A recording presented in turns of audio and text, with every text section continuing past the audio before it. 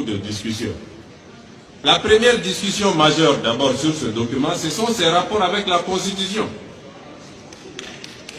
Le document, il dit qu'il complète la Constitution. Mais le document, il viole la Constitution en beaucoup d'endroits. Donc pour moi, il faut qu'on soit clair. Soit ce document suspend la Constitution de 92 et il crée les conditions d'une vraie transition avec les organes, avec tous les éléments, soit on va dans la Constitution de 92, mais on ne peut pas être au milieu. Ça, c'est la première remarque.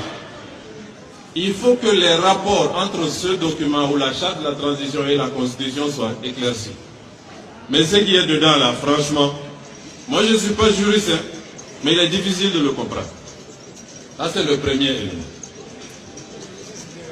Le deuxième élément, c'est dans ce document, vous avez une inflation d'institutions. J'ai bien dit une inflation. Vous avez le Conseil national de transition, le comité de transition, la Cour constitutionnelle. Vous avez, je crois, une sorte de conseil économique et social qui ne dit pas son nom. Vous avez une autre sorte de haut conseil des collectivités qui ne dit pas son nom, et ainsi de suite, ainsi de suite. Pourquoi tout ça? Pour une transition.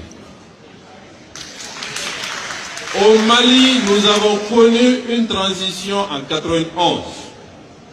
On a mis en place exactement deux institutions.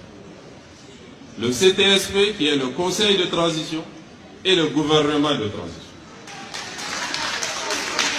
Moi, je souhaiterais, si cela était possible, qu'on n'ait que ces deux institutions. Le Conseil de transition, qui est en même temps un organe législatif et un organe d'orientation, et le gouvernement de transition. Le Conseil de transition est dirigé par un président. Et ce président est en même temps chef de l'État, exactement comme le CTSP. Et le gouvernement est dirigé par le chef de gouvernement qui est le Premier ministre.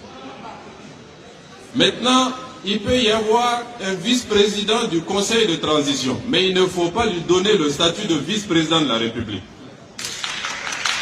Et il ne faut pas donner le statut de président de la République au chef de la transition. C'est un chef de l'État, ce n'est pas un président de la République. La Constitution de 92 fait de notre président un monarque républicain. Si nous créons pendant la transition un monarque républicain en plus qui n'est pas élu, mais désigné par certains, où est-ce que nous sommes en train de partir?